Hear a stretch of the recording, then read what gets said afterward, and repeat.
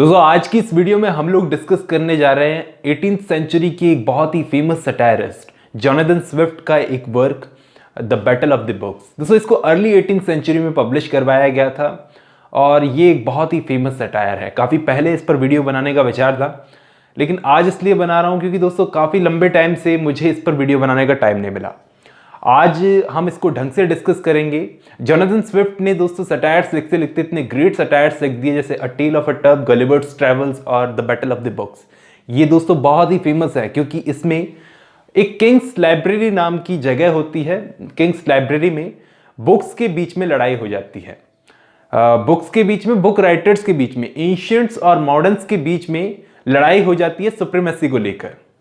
Actually इसके अंदर काफी कुछ बताने की कोशिश की है जोनाथन स्विफ्ट ने। ये खुद एंशियंट्स की तरफ झुके हुए हैं, आगे हम सब डिस्कस करेंगे। वैसे मैं अपना पर्सनल ओपिनियन दूं तो दोस्तों ये सटायर्स वगैरह मुझे समझ में नहीं आते। ये काफी लंबे टाइम तक मैंने इसको डिस्कस नहीं किया क्योंकि सटायर्स वगैरह मुझे समझ में नहीं आते। लेकिन दोस्तों ये बहुत ही ग्रेट सटायर है। मैं आपको बता देता हूँ कि इसके अंदर काफी कुछ आपको जानने को मिलेगा। तो शुरू करते हैं। दोस्तों एक्चुअली ये एक ऐसे है, एक सटायर है जोनाथन स्विफ्ट का। उन्हीं के टाइम पे एक ऑथर थे सर विलियम टेम्पल नाम के और चार्ल्स बॉयल। ये दोनों एंशिएंट राइटर्स को अच्छे से पढ़ा था इन दोनों राइटर्स ने। जबकि इन्हीं के टाइम के दो और राइटर्स थे, विलियम वॉटन और रिचर्ड बेंटली। ये दोनों एंशिएंट्स को तो इन्फीरियर मानते थे और मॉडर्न को सुपीरियर समझते थे। तो इन्हीं दोनों पर, विलियम वॉटन और रिचर्ड बेंटली पर, इन दोनों पर सटायर है दोस्तों। इन्हीं दोनों पर ये सटायर ख़त्म होता है। तो ये चीज़ नोट कर लेना। अब इस ऐसे को जितना अच्छे से हो सके उतना अच्छे से मैं समझाने की कोशिश करूँगा। तो इसकी शुरुआत करते हैं जोनाथन स्विफ्ट बोलकर कि लड़ाइयाँ, डिस्प्यूट्स, लड़ाइयाँ वगैरह जनरली शुरू होते हैं पुअर्स और वेल टू डू के बीच में, पुअर्स और वेल टू डू लोगों के बीच में। और इस चीज़ को जोनाथन स्विफ्ट बोलते हैं रिपब्लिक ऑफ डॉग्स। जब एक डॉग को कुछ मिल जाता है तो बाकी के डॉग्स जेलस फील करते हैं। तो स्विफ्ट इस ऐसे को शुरू करते हैं मॉडर्न्स और एंशिएंट्स के बीच में हुई लड़ाई को लेकर। मॉडर्न राइटर्स इस लड़ाई को शुरू करते हैं एंशिएंट्स के खिलाफ, क्योंकि मॉडर्न्स ग्राउंड पर हैं और एंशिएंट्स उनसे ऊपर हैं। एक्चुअली ये दोनों रहते हैं एक माउंटेन पर, जिस माउंटेन का नाम है माउंटेन परनेसस। दोस्तों ये परनेसस का मतलब भी होता है पोएट्री, ठीक है। तो इस माउंटेन पर एंशिएंट हमेशा से ही मॉडर्न से ऊपर रहते हैं, बहुत लंबे टाइम से ये ऊपर रहते आए हैं। तो मॉडर्न्स को ये फील होने लगा कि हम इतना नीचे क्यों हैं, इनसे नीचे क्यों हैं एंशिएंट्स से। तो इन्होंने एंशिएंट्स को चैलेंज किया कि ये हायर समिट जो है तुम्हारी, ये हमें दे दो। मॉडर्न्स के कहने का मतलब ये था कि आप लोग हमारे बराबर आ जाओ। कैसे? जो आपकी ऊंची चोटी है इसको हम अपने टूल से ला करके बराबर कर देंगे हमारे। तो एक तरह से ये इनसे बर्दाश्त नहीं हो रहा था कि एंशिएंट्स इनके ऊपर क्यों हैं। तो एंशिएंट्स ने मना कर दिया और कहा कि तुम्हारे हमें नीचे खींचने के लिए जितने भी एफर्ट्स तुम लगाओगे सब बेकार है, क्योंकि तुम नीचे नहीं खींच सकते हमको। इससे अच्छा ये है कि तुम अपना लेवल बढ़ा करके हमारे बराबर आ जाओ। अब एंशिएंट्स और मॉडर्न्स के बीच में कोई कॉम्प्रोमाइज़ नहीं हो सका। दोनों तरफ के राइटर्स ने क्या किया, इसके बाद में अपनी पेपर और इंक से लिखना शुरू किया। अपना गुस्सा, जहर सब पेपर्स पर उतारना शुरू किया और इन दोनों के बीच में बहुत ही बिटर कंट्रोवर्सी शुरू हो गई। ये लड़ाई दोस्तों लाइब्रेरीज में भी शुरू होने लग गई। बुक्स में, लाइब्रेरीज में जो बुक्स हैं उनके बीच में भी लड़ाई शुरू हो गई, एंशिएंट्स और मॉडर्न्स की बुक्स के बीच में। लाइब्रेरीज में क्लासिकल राइटर्स ने सेंचुरीज से, मतलब एंशिएंट राइटर्स ने सेंचुरीज से अपनी सुप्रीम पोजीशन बना कर रखी है। तो यहाँ पर सीधा सीधा हमको दिखता है कि स्विफ्ट खुद, इस ऐसे के राइटर स्विफ्ट खुद भी एंशिएंट्स को सुपीरियर दिखाने की कोशिश कर रहे हैं। अब दोस्तों ये सीन है एक लाइब्रेरी का जिसका नाम है सेंट जेम्स लाइब्रेरी। लाइब्रेरी की बुक्स को आपस में एक साथ मिक्स करके रख दिया गया, तो ये बैटल शुरू हुआ। तो स्विफ्ट डिसाइड करते हैं कि वो ऑनेस्टली इस बैटल को डिटेल से बताएंगे। लेकिन दोस्तों यहाँ पर वो खुद दिखता है हमको एंशिएंट्स की तरफ ज़्यादा झुके हुए हैं। अब ये बुक्स को एक साथ रखने का काम किसने किया? इस लाइब्रेरी का एक कीपर है रिचर्ड बेंटली, जो बड़ा ही रूड और सलन बिहेवियर का आदमी है। जो लोग भी उससे इस लाइब्रेरी में उधार किताबें मांगने आते हैं तो उनके लिए ये बहुत ही सलन और रूड टाइप का बिहेवियर रखता है, ठीक है। अब दोस्तों रिचर्ड बेंटली है तो जोनाथन स्विफ्ट का कंटेम्प्रेरी, लेकिन यहाँ पर लाइब्रेरी का कीपर बताया है। ये आदमी मॉडर्न्स का तो स्ट्रांग सपोर्टर है लेकिन एंशिएंट्स का अपोनेंट। तो इसने दो एंशिएंट राइटर्स वैलेरस और ईसफ, इन दोनों को इनकी हाई पोजीशन से उतार कर नीचे रख दिया अपनी इसी जेलसी के चलते। लेकिन ये इस लाइब्रेरी का बड़ा कंफ्यूज टाइप का कीपर है। ये अंधेरे में बुक्स को बिल्कुल भी ढंग से अरेंज नहीं कर पाया। इसने एरिस्टोटल को तो रख दिया डेकार्ट्स के पास में, प्लेटो को रख दिया हॉब्स के पास में, और वर्जिल को रख दिया ड्राइडन के पास में। तो इसने बुक्स को ढंग से अरेंज नहीं किया। ये सब अंधेरे के कारण हुआ। अंधेरा लाइब्रेरी में तो था ही, लेकिन इसके दिमाग में भी अंधेरा था। अब दोस्तों दोनों की आर्मीज, मॉडर्न्स और एंशिएंट्स, तो मॉडर्न्स अपना सर्वे करते हैं कि वो लोग तादाद में कितने हैं। वो लोग तादाद में 50,000 थे, लेकिन इनकी फोर्सेस वेल इक्विप्ड नहीं थी। उनकी फोर्सेस लड़ना तो पहले ही शुरू हो गई थी, बातों में, हाथों से नहीं बल्कि बातों में शुरू हो गए थे। तो एंशिएंट्स ने बात संभालने की कोशिश की। एंशिएंट्स ने कहा कि हम एंशिएंट राइटर्स समझदार हैं, लेकिन मॉडर्न्स ने इस आर्ग्यूमेंट को नहीं माना और कहा कि हम ज़्यादा समझदार हैं। मॉडर्न्स ने इस बात पर कहा कि हम लोगों ने तुम एंशिएंट्स से कुछ भी उधार नहीं लिया। हमारे घोड़े हमारी ब्रीड के हैं, वेपन्स हमारे हैं, कपड़े भी हमारे बनाए हुए हैं। तो इस चीज़ को सुनकर प्लेटो हंसने लगे। अब दोस्तों इन्हीं मॉडर्न्स में एक बंदा है सर विलियम टेम्पल। ये एंशिएंट्स को अच्छे से पढ़ चुका है, तो इसने एंशिएंट्स को जाकर ज्वाइन कर लिया मॉडर्न्स के खिलाफ लड़ने के लिए। अब दोस्तों यहीं पर इस लड़ाई में एक स्पाइडर और बी का एपिसोड भी आता है। एक मधुमक्खी और एक मकड़ी का भी एपिसोड होता है इसी कहानी के बीच में। एक बी यानी कि मधुमक्खी उड़ती हुई इस लाइब्रेरी में आ गई विंडो के रास्ते। वो एक मकड़ी के जाले पर जाकर बैठ गई। उसके बैठने से, वहां पर मकड़ी थी नहीं उस वक्त, वो जाला हिलने लगा। अब मधुमक्खी ने सोचा कि ये जगह उसके लिए सूटेबल नहीं है, तो उसने दूसरी सिक्योर जगह ढूंढ ली। अब वो मकड़ी बाहर आती है।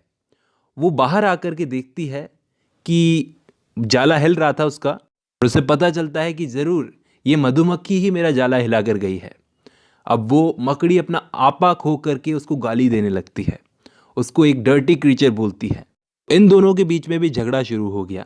ये मकड़ी ने उसे कुछ ज़्यादा ही बोल दिया। उसने बोला कि मेरे पास तो ये जाला बनाने के लिए मेरा एक आर्ट है, ये मेरी प्रॉपर्टी है, तेरे पास क्या है। मधुमक्खी से बोलती है वो, बी को बोलती है तेरे पास क्या है, बस 2 पंख हैं और तेरी बॉडी में एक पाइप है जिससे तू अपना बजिंग का साउंड निकालती है। इस पर मधुमक्खी भी उसको जवाब देती है कि भगवान ने मुझे पावर दी है कि मैं उड़ सकूं और गा सकूं, लेकिन तुम्हारे अंदर जहर भरा हुआ है। मैं तो हनी प्रोड्यूस करती हूं, तुम्हारे अंदर जहर भरा हुआ है, तुम लोगों को फंसाती हो। ऐसा बोलकर वो मधुमक्खी वहाँ से उड़ गई। अब दोस्तों ये स्पाइडर और बी के बीच में जो भी आर्ग्यूमेंट हुआ, डिबेट हुई, इस एंशिएंट ऑथर ने सुन ली और वो बोलता है कि स्पाइडर की तरह तो मॉडर्न्स ने सारे मटेरियल्स को ऑब्टेन कर रखा है। मतलब यहाँ पे जो स्पाइडर है ये मॉडर्न ऑथर्स हैं, इन्होंने सारे इक्विपमेंट्स को ऑब्टेन कर रखा है अपनी राइटिंग के लिए, लेकिन उनकी बुक्स एकदम रबिश होती हैं। बस वो कंट्रोवर्शियल बुक्स लिखते हैं, किसी काम की नहीं होती, किसी के काम की नहीं होती वो बुक्स। जबकि एंशिएंट्स ने जो बुक्स लिखी है वो बिल्कुल मधुमक्खी के हनी की तरह है, एकदम मीठी, जो कि मैनकाइंड को स्वीटनेस और लाइट देती है। ऐसा कहा इसने। दोस्तों लड़ाई होने वाली थी तो दोनों तरफ की आर्मीज़ ने अपनी अपनी प्रिपरेशंस करना शुरू कर दी। मॉडर्न्स ने अपना कोई भी लीडर डिसाइड नहीं किया, क्योंकि यहाँ सारे खुद को ही लीडर समझ रहे थे। ये थे तादाद में 50,000, तो ये लीडर चुन नहीं पाए अपना। जबकि एंशिएंट्स की आर्मी बहुत ही छोटी थी, तो वहाँ पर कमांडर कौन बने? तो हॉवर्ड तो बन गए एपिक पार्ट्स के कमांडर, पिंडार बन गए नॉन एपिक पार्ट्स के कमांडर, और प्लेटो और एरिस्टोटल बन गए फिलोसोफर्स के कमांडर। जबकि इनकी अलाइज को लीड कर रहे थे sir William temple. Sir William temple एक मॉडर्न थे, लेकिन फिर भी ये एंशिएंट्स को सपोर्ट कर रहे थे। तो ये अलाइज की तरफ थे, एंशिएंट्स की अलाइज की तरफ, ठीक है। कि दोस्तों गॉड्स में मॉमस, जो कि गॉड ऑफ क्रिटिसिज्म था, वो मॉडर्न्स की तरफ था। जबकि पैलेस, जो कि गॉडेस ऑफ विजडम है, वो एंशिएंट्स की तरफ थी।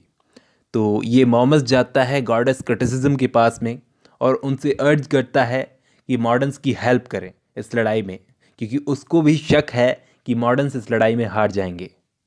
तो अब लड़ाई शुरू होती है। तो पैरासेल्सिस ये एक फिजिशियन है, मेडिकल राइटर है मॉडर्न्स का, इनका कमांडर है फिजिशियंस और मेडिकल राइटर्स का। ये सबसे पहले बैटलफील्ड में आता है कि एंशियंट्स में फिजिशियंस का लीडर था गैलन।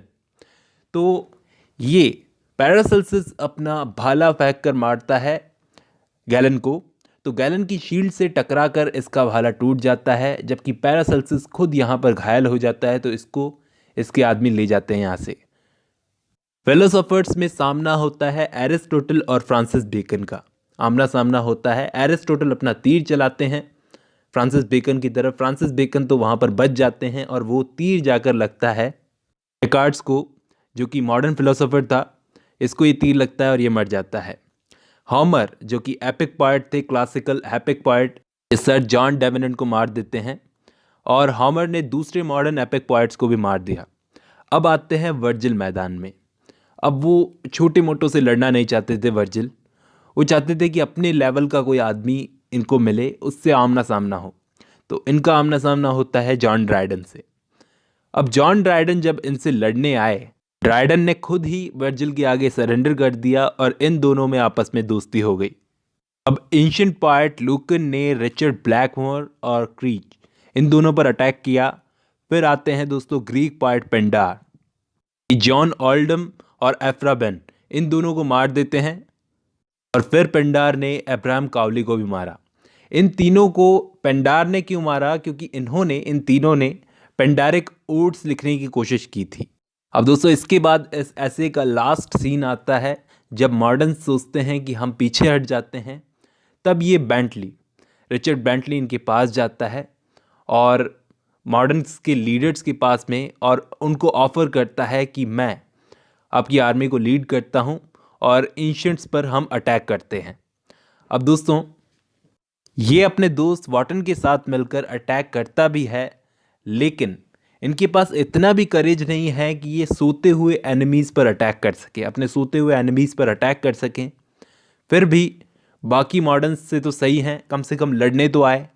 दोस्तों इस वॉटन को प्यास लगती है तो ये हेलिकॉन के पास पानी पीने जाता है। ये अपने हाथों में पानी को उठाता है, पीता है, लेकिन पी नहीं पाता। इसके हाथों की उंगलियों से पानी निकल जाता है। बार बार ये कोशिश करता है लेकिन फिर भी ये पी नहीं पाता। तो ये अपनी छाती के बल लेट जाता है और वो अपने मुंह से पानी पीने की कोशिश करता है, लेकिन गॉड अपोलो इसको पानी पीने नहीं देते, मतलब अपनी शील्ड को बीच में ला देते हैं। इसका रीज़न क्या था? ये वॉटन इतना लायक नहीं है कि ये उस नदी का पानी पी सके। वो नदी विजडम की नदी है। लेकिन सर विलियम टेम्पल तो आराम से वहीं पर पानी पी रहे थे। वॉटन ने टेम्पल को मारने की ट्राई की लेकिन वो मर नहीं पाए। ठीक है, चार्ल्स बॉयल ने यहाँ पर भेस बदल कर आए और अपने भाले से इन दोनों को, बेंटली और वॉटन, इन दोनों की बॉडीज़ के आर पार अपना भाला कर दिया और ऑन द स्पॉट बॉयल ने इन दोनों को, बेंटली और वॉटन, इन दोनों को मार डाला। और दोस्तों यहीं पर ये वर्क बैटल ऑफ बॉक्स ख़त्म होता है। आई होप आपको ये समझ में आया होगा। आज की वीडियो में बस इतना ही।